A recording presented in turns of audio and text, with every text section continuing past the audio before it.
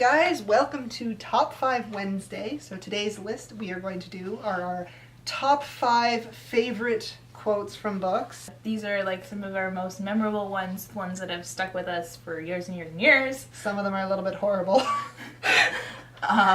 But they've probably had an impact on our psyche at some point. And these are in like no particular order. Some of them are hers, some of them are mine. But we also have a few honorable mentions too. So my first quote is David Mitchell, Cloud Atlas, and it is a half-finished book is like a half-finished love affair.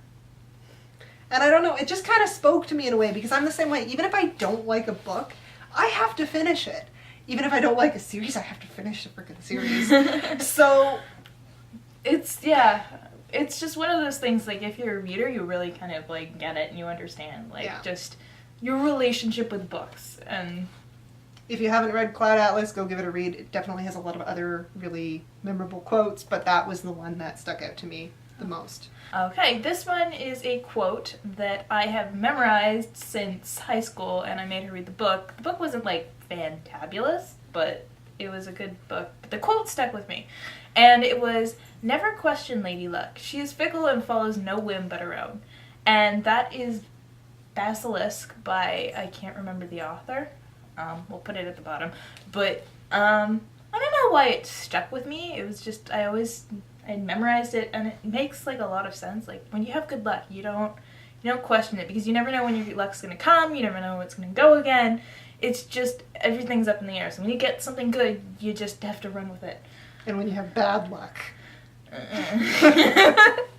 So my next quote is from my all-time favorite series, trilogy, The Lord of the Rings. And it is, "I wish it not need have been in my time," said Frodo. "So do I," said Gandalf, "and so do all who live to see such times. But that is not for them to decide. All we have to decide is what to do with the time that is given to us." It's like, it just puts you on like a scale. It's just like, you have only this amount of time. Do what you can with your time. Don't waste your time worrying about others and what's going on around you. And it just, that kind of spoke to me when I was in grade 6 because I was dealing with all of my school issues and I just wasn't really happy and I was being bullied and my life just kind of sucked. And basically it's just, do what you gotta do. And I don't know, you can look at it another way too, and it's like such like a universal human thing to be like, oh my god, why am I living through this tragedy? Why am I living through this war? Like this is a shitty time to be alive. But everybody's kind of felt like that, and everybody can only just do with what the time they have. So I totally get why she chose this quote. And just, you have to say, in the Lord of the Rings movie, Ian McKellen's delivery is just like top-notch fantastic. This one is from another book that I've been reading over and over again since I first found it in like grade school, high school. It's called The Seer and the Sword by Victoria Henley. And it's actually just like a little poem that kind of becomes like a refrain in the story. It's an excellent book. Pick it up, you'll love it. But it's, "You never know when your life could change. We will never walk together over the fields of earth, never hear the birds in the morning. Oh, I have lived with you and loved you, and now you're gone away, gone where I cannot follow until I have finished all my days." And it just always kind of got to me as like, that is kind of what it's like to like suffer a loss and to kind of just be mourning and grieving over someone. And it just, I always thought it was really poignant, and I always thought it would make a great quote if you had to, unfortunately, eulogize someone. Yeah. Last one. All right, so to be a little more humorous. Bit of a warning on this one. This one isn't very nice. It's from probably my favorite book of all time, and a little bit of a setup before I like punchline this. The main character is a bit socially awkward. He's a scientist. He doesn't want anything to do with people. He's stuck trying to get out of this country. He's on an airship. He has to deal with like a bunch of rich people. And he's trying to cover his ass so nobody realizes who he is. There's this young woman on this flight. She's very, very pretty, and she's just sat down with him and has been chatting his ear off.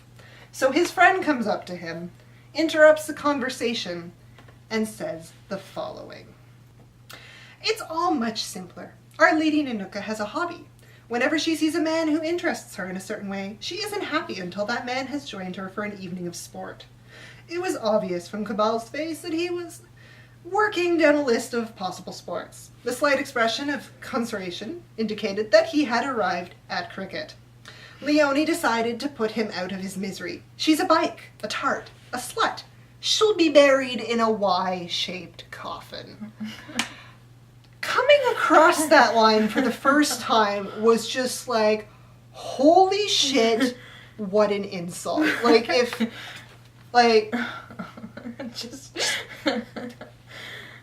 Well, there you go. Well, like... How do you argue with that? That is like the slut-shaming of slut-shaming is called, like, that is the, like, be-all, end-all insult. And to this day, it has not left my brain. So these are our honorable mentions because we found them and we love them and we just wanted to share them with you. There's a word for this. It started with an H. It not only indicated that you were a horrible waste of a person, but somehow also indicated that you were fat. What was it again?